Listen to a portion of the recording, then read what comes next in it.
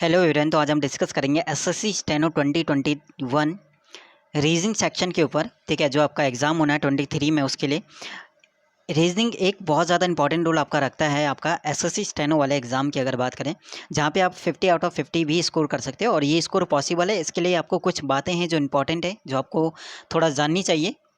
तो सबसे पहले इंपॉर्टेंट चीज़ ये है कि आपको उससे पहले वाले एग्ज़ाम में क्या लेवल था रीजनिंग का, वो चीज़ आपको पता होना चाहिए।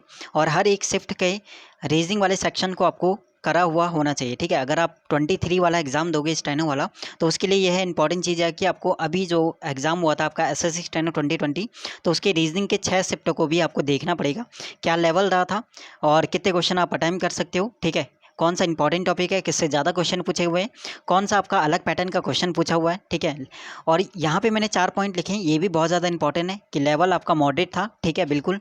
सेकंड, आपका बैंकिंग पैटर्न के क्वेश्चन पूछे हुए थे। थर्ड इंपॉर्टेंट चीज़, जो आपका मैथ्स के क्वेश्चन भी पूछे जा रहे हैं। और फोर्थ, आपका कुछ लेटेस्ट पैटर्न वाले क्वेश्चन भी यहाँ पे पूछा गया है एसएससी स्टेनो वाले रीजनिंग सेक्शन के ऊपर। और ये सभी चीज़ें मैं इसलिए बोल रहा हूँ क्योंकि एसएससी स्टेनो 2020 के 6 शिफ्ट के रीजनिंग को मैं सॉल्व करा चुका हूँ। प्लेलिस्ट में वीडियो मिल जाएगी, अगर आप प्रिपरेशन कर रहे हो 23 के, तो ये 6 शिफ्ट को आपको एक बार देखना है और किस टाइप से आपको सॉल्व करना है, वो भी चीज़ें मैंने वहाँ पे सॉल्व कराया हुआ है 6 शिफ्ट को, तो एक बार आप देख लेना। ठीक है, प्लेलिस्ट में देखना। इसके अलावा बहुत सारी ऐसी वीडियोज़ हैं रीजनिंग के जो इंपॉर्टेंट है, जहाँ पे अच्छे लेवल के भी क्वेश्चंस हैं। बाकी मैं धीरे धीरे अभी रीजनिंग वाली क्लास को भी स्टार्ट करूँगा और वहाँ पे डिस्कस करेंगे, पैटर्न टॉपिक वाइज भी हम स्टार्ट करेंगे। नहीं तो यह है कि अगर आपका प्रैक्टिस वीडियो रहता है, प्रैक्टिस वाला रीजनिंग सेक्शन की, तो वहाँ पे जो अच्छे लेवल वाले क्वेश्चंस है उनको थोड़ा सा मैं एक्स्ट्रा यहाँ पे करा दूंगा, यानी उसी टाइप के कुछ और क्वेश्चंस को भी मैं करा दूंगा। जो भी चीज़ें होंगी वो देख लेंगे, है ना। तो ये चीज़ थोड़ा इंपॉर्टेंट रखना आपको एसएससी स्टेनो 23 वाले रीजनिंग वाले सेक्शन के ऊपर। ठीक है, बहुत ज़्यादा इंपॉर्टेंट रहता है आपका रीजनिंग वाला सेक्शन। वो इसलिए कह रहा हूँ क्योंकि आप देखोगे इस बार जिसका भी आपका स्कोर जैसे 40 का है, तो उसका कट ऑफ के अगर आसपास नंबर है, अगर उसका 45 होता है तो 5 नंबर यहाँ कवर हो जाता है। अगर किसी का 45 है और उसका 140 मार्क्स है, 145 मार्क्स है, अगर वो 5 नंबर यानी 50 स्कोर करता है रीजनिंग में, तो आप उसका 150 चले। तो कहीं ना कहीं आपका 5 नंबर बहुत ज़्यादा इंपॉर्टेंट यहाँ पे रहेगा और इंपॉर्टेंट रोल रखता भी है, क्योंकि आपका 140 वाले का अगर 145 हो जाता है तो उसके चांसेस बहुत ज़्यादा बढ़ जाते हैं सिलेक्शन के। 145 वाले का अगर 150 हो जाता है तो उसके चांसेस और। तो रीजनिंग को बिल्कुल हल्के मत लेना, क्योंकि रीजनिंग ऐसा टॉपिक आपका एसएससी स्टेनो वाले एग्जाम में, तीनों की अगर बात करें, जीके, इंग्लिश और रीजनिंग, तो जहाँ पे रीजनिंग में आपका चांसेस हैं 50 आउट ऑफ 50 करने के बहुत ज़्यादा है। इंग्लिश की बात करें तो इंग्लिश में चांस कम रहता है, अगर लेवल वो डिपेंड करता है आपके पेपर के लेवल पे। ठीक है, तो बाकी अब आगे जो क्लासेस में स्टार्ट करूँगा वहाँ पे मैं मॉडरेट लेवल के क्वेश्चन ज़्यादा कोशिश करूँगा कराने की, क्योंकि इजी लेवल रहेगा तो वो आप कर लोगे। ठीक है, यानी 30 to 35 क्वेश्चंस आप कर लोगे। इंपॉर्टेंट चीज़ है, बाकी की जो 15 क्वेश्चन है, जो टाइम टेकिंग क्वेश्चन है, उनकी प्रैक्टिस हम ज़्यादा करेंगे। सेकंड, बैंकिंग पैटर्न के क्वेश्चन को अब ये 4 चीज़ों को एक बार मैं बता देता हूँ कि किस टाइप से आपके क्वेश्चन पूछे हुए थे, थोड़ा सा, है ना। इंपॉर्टेंट चीज़ अब यहाँ से देखिए, पॉइंट नंबर 1, लेवल आपका मॉडरेट ही रहेगा। ठीक है, आपका जो रीजनिंग का लेवल रहेगा वो मॉडरेट रहेगा, मॉडरेट टू डिफ़िकल्ट। ठीक है, डिफ़िकल्ट इसलिए बोल रहा हूँ क्योंकि अगर बैंकिंग पैटर्न आपका रहता है, बैंकिंग पैटर्न जैसे आपका अगर पज़ल पूछा जाता है, पज़ल का लेवल थोड़ा अगर वो बढ़ा देता है, पज़ल का लेवल ज़्यादा करेगा, तो वो चीज़ आपका मॉडरेट से डिफ़िकल्ट हो जाएगा। क्योंकि पज़ल में भी एक रहता है का, बैंकिंग पैटर्न में जो पज़ल आता है, एक ये पज़ल ये रहता है कि आपको सिर्फ 6 लोगों को बैठाना होता है। दूसरा पज़ल वो थोड़ा सा टफ करेगा कि इसमें 8 लोगों को बैठाना होगा।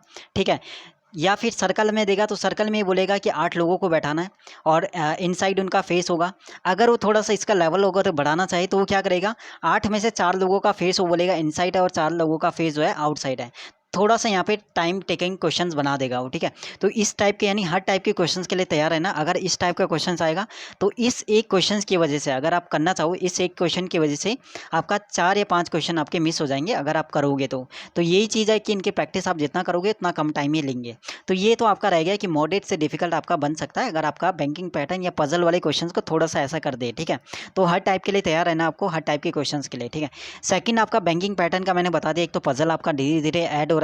सेकंड क्वेश्चन आपका इनइक्वालिटी जैसा पूछा हुआ था इस बार बैंकिंग पैटर्न का, वो बैंकिंग पैटर्न वाला है वो टॉपिक, इनइक्वालिटी उसमें पूछा जाता है। जैसा आपका A equal to B greater than C और लेस देन डी, ऐसे इस टाइप का और दो होंगे यहाँ पे। सेकंड आपका कंक्लूजन भी ज़्यादा यहाँ पे पूछा जाएगा। कंक्लूजन में हो सकता है कि अगर कंक्लूजन वाले क्वेश्चंस को अगर वो टफ करना चाहता है, ठीक है, तो वो क्या करेगा, ज़्यादा से ज़्यादा पॉसिबिलिटी के भी क्वेश्चन दे देगा, ठीक है, पॉसिबिलिटी डाल देगा।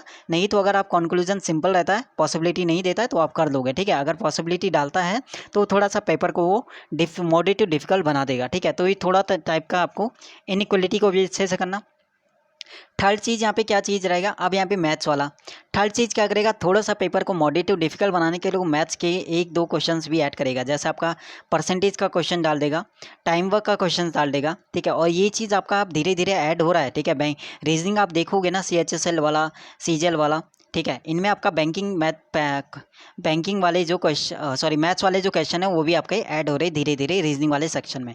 तो इसके लिए यह है कि आपको क्या करना, बेसिक इनके कर लेना है, यानी इनका फॉर्मूला बेस्ड जो क्वेश्चन हो जाते हैं टाइम वर्क के, वो कर लेना आराम से, ठीक है। तो बेसिक भी आपको मैथ्स के बेसिक भी, ये उसके लिए जिसका टारगेट ही 50 आउट ऑफ 50 है और एक भी क्वेश्चन उसे यहाँ पे नहीं छोड़ना है। अगर आप मैथ्स के क्वेश्चंस पे आते हैं या एक दो क्वेश्चन टफ आते हैं, देखिए 5 क्वेश्चंस ऐसे मिलेंगे, ठीक है। 5 क्वेश्चन अगर moderate to difficult moderate level का पेपर रहता है रीजनिंग का, तो 5 क्वेश्चन ऐसे मिलेंगे जो टाइम टेकिंग होंगे, ठीक है। तो वहाँ पे आपके पास आंसर क्या 45 कर लोगे, ठीक है। अगर आपको मैथ्स का बेसिक भी पता है या थोड़ा सा अपने बैंकिंग पैटर्न के क्वेश्चंस किए हुए हैं, तो आप 50 आउट ऑफ 50 कर दोगे, वो भी टाइम के अंदर, ठीक है। तो ये चीज़ थोड़ा सा आपको देखना है, हर टाइप के क्वेश्चंस के लिए तैयार है ना, तो अपना लेवल को धीरे धीरे बढ़ाना, ठीक है। हो सकता है आपका है कि धीरे धीरे बैंकिंग का पैटर्न भी आपका ऐड होता जा रहा है, जैसे मैथ्स भी ऐड हो रहा है, तो मैथ्स के क्वेश्चंस भी ऐड हो रहे हैं, बैंकिंग के भी क्वेश्चन वहाँ पे ऐड हो रहे हैं धीरे धीरे, तो लेवल धीरे धीरे बढ़ रहा है। तो इसलिए अभी टाइम है, तो अभी आप क्या करो, धीरे धीरे मतलब कुछ टाइम निकाल के इस टाइप के क्वेश्चंस की भी प्रैक्टिस कर लेना, ताकि यहाँ से थोड़ा लेवल भी बढ़ेगा और थोड़ा सा ये है कि आपका टाइम भी यहाँ पे टाइम मैनेज भी ठीक हो जाएगा, ठीक है। तो रीजनिंग के लिए इंपॉर्टेंट चीज़ है ये वाला। बाकी जिनकी रीजनिंग ठीक है, जिनका इस बार स्कोर जो है 35 to 40 है, तो कोशिश करना 40 to 45 तक जाने की, ठीक है। 35 वाला 45 पे जाओ, और जो 40 वाला है वो कोशिश करो कि आपका 50 के आसपास वो पहुंच जाए। थोड़ा इस लेवल को थोड़ा देखना पड़ेगा। बाकी जो बेसिक वाले हैं जो स्टार्टिंग करें, उनके लिए ये कहूँगा कि टॉपिक वाइज प्रैक्टिस स्टार्ट कर लेना, ठीक है। टॉपिक वाइज प्रैक्टिस स्टार्ट कर लेना। नहीं तो इससे आसान तरीका एक, अगर आप टॉपिक वाइज नहीं करते हो तो एक काम आप कर सकते हो, जैसे यूट्यूब पे काफ़ी यहाँ पे प्रैक्टिस वीडियोज़ यानी प्रीवियस ईयर पेपर को सॉल्व कर लेना। तो प्रीवियस ईयर पेपर को आप मॉक से भी सॉल्व कर सकते हो, उसका जो सॉल्यूशन है वो दिया रहता है आपको नीचे, ठीक है। जब आप सॉल्व करते हो तो उसका सॉल्यूशन आपको मिल जाता है वहाँ पे, वहाँ से भी आप कर सकते हो। बाकी थोड़ा सीरीज़ वाले को क्वेश्चंस को भी देखना, ठीक है। सीरीज और कोडिंग डिकोडिंग वाली जो क्वेश्चंस हैं उसका पैटर्न धीरे धीरे वो चेंज हो रहा है, सीरीज में भी थोड़ा सा टाइम लग जाता है, ठीक है। कोडिंग डिकोडिंग के क्वेश्चंस भी आपका धीरे धीरे जो है इनका भी पैटर्न चेंज हो रहा है, तो इनकी प्रैक्टिस ज़्यादा करना। सीरीज, कोडिंग डिकोडिंग और तीसरा आपका मिसिंग नंबर, ठीक है, मिसिंग नंबर। तो इसमें तीनों में ये 3 टॉपिक ऐसे हैं जो लेवल आपका एकदम से इनका लेवल बढ़ा भी सकते हो और लेवल को थोड़ा मॉडरेट भी कर सकते हैं, या फिर आपका इजी टू मॉडरेट कर सकते हैं। तो रीजनिंग का लिए इंपॉर्टेंट चीज़ ये है कि जिसका रीजनिंग स्टार्टिंग से है तो वो तो टॉपिक वाइज स्टार्ट करो, ठीक है। और जिसका रीजनिंग हो चुका है यानी चैप्टर वाइज कंप्लीट हो चुके हैं, तो जितना ज़्यादा हो सके रीजनिंग के मॉक लगाओ। मॉक लगाओगे तो वहाँ पे कुछ क्वेश्चन नहीं मिलेंगे, नई पैटर्न की, और उस पैटर्न को अगर आप देख लेना कि अगर मैथ्स के क्वेश्चन है जिस टॉपिक से पूछा हुआ है तो उस टॉपिक को एक बार पढ़ लो, ठीक है। सेम चीज़ आपका ये है कि अगर मिसिंग नंबर गलत हो रहे हैं तो मिसिंग नंबर की प्रैक्टिस ज़्यादा करो, सीरीज़ गलत हो रहे हैं तो सीरीज़ के पैटर्न को नोट कर लो, एक अलग से नोटबुक भी बना लेना रीजनिंग की, ठीक है। क्योंकि रीजनिंग को थोड़ा सा अगर आप टाइम दोगे अच्छे से तो आप 50 आउट ऑफ 50 कर सकते हो, ठीक है। और ये चीज़ आप देखोगे, इस बार वाली रीजनिंग को एक बार देख लेना, जिन्होंने इस बार वाली रीजनिंग नहीं करा है, एनालिसिस नहीं किया, 6 की 6 शिफ्ट को सॉल्व नहीं करा, तो एक बार आप देख लेना, सॉल्व कर लेना, जिसका 2023 वाला एग्जाम है, ठीक है। उसके लिए तो बहुत ज़्यादा इंपॉर्टेंट है ये वाली रीजनिंग। बाकी प्लेलिस्ट में बहुत सारी वीडियोज़ रीजनिंग की मिल जाएंगी, आप देख सकते हो, सॉल्व कर सकते हो, प्रैक्टिस कर सकते हो, ठीक है। बाकी आपका कोई डाउट होता है वो चीज़ आप कॉमेंट सेक्शन पूछें, जो भी इंपॉर्टेंट चीज़ है वो मैंने बोल दिया। रीजनिंग सेक्शन को हल्के में मत लेना, जितना ज़्यादा हो सके उतना ज़्यादा प्रैक्टिस करना, लेवल को भी धीरे धीरे बढ़ाना, ठीक है। क्योंकि बैंकिंग पैटर्न भी ऐड हो रहा है, मैथ्स के क्वेश्चन भी ऐड हो रहे हैं, कुछ टॉपिक ऐसे मिलेंगे जो आपके नहीं मिलेंगे, ठीक है। तो लेटेस्ट पैटर्न भी धीरे धीरे आपका ऐड हो रहा है, तो इसलिए कोशिश करना पैटर्न को धीरे धीरे अलग से कुछ नई पैटर्न के क्वेश्चन को सॉल्व करने की। जैसा आपका रेलवे में भी अभी इस बार हुआ था, NTPC वाले में भी थोड़ा पैटर्न चेंज हुआ, तो वहाँ पे क्या हुआ, कट ऑफ भी कम हो गया, ठीक है। तो वहाँ पे भी आपका बैंकिंग पैटर्न भी ऐड हो गया। तो इस टाइप से आपका हर एक में SSC वाले एग्जाम में बैंकिंग पैटर्न भी ऐड हो रहा है, तो कोशिश करना थोड़ा सा लेवल को बढ़ाने की। बाकी जिसका चैप्टर पूरा हो चुका है, जिसका स्टार्टिंग से है, वो बेसिक को पहले कंप्लीट करना, उसके बाद जो है प्रैक्टिस स्टार्ट करना, ठीक है। बाकी इसके अलावा अगर बात करें तो क्या चीज़ आपका प्लेलिस्ट में मिलेगा, इंग्लिश की बात करें तो इंग्लिश की किरण काफ़ी मैंने कराई हुई है यहाँ पे प्लेलिस्ट में। आप देखोगे तो किरण के एरर्स आपको मिल जाएंगे, ठीक है। एरर्स 1000 प्लस आपको एरर मिल जाएंगे। सिनोनिम आपको मिल जाएंगे, ठीक है, वो भी शायद आपका 900 प्लस आपका सिनोनिम मिल जाएंगे। एंटोनिम थोड़ा रह गए तो एंटोनिम भी मैं करा दूंगा, शायद 400 प्लस एंटोनिम मैंने कराया हुआ है।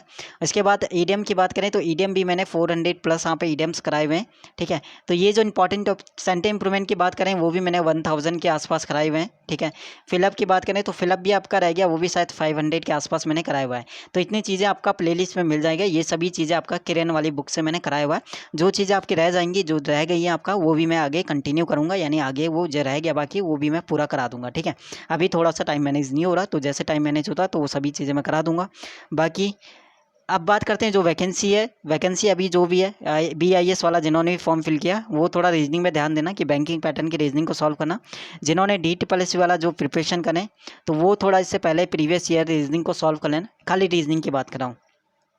जिन्होंने फेज 10 वाला फॉर्म फिल किया है, स्टेनो वाला, फेज 10 वाला, तो उसमें तो रीजनिंग आपका बिल्कुल वही रहेगा जो आपका CHSL CGL MTS में आता है, वही लेवल रहेगा।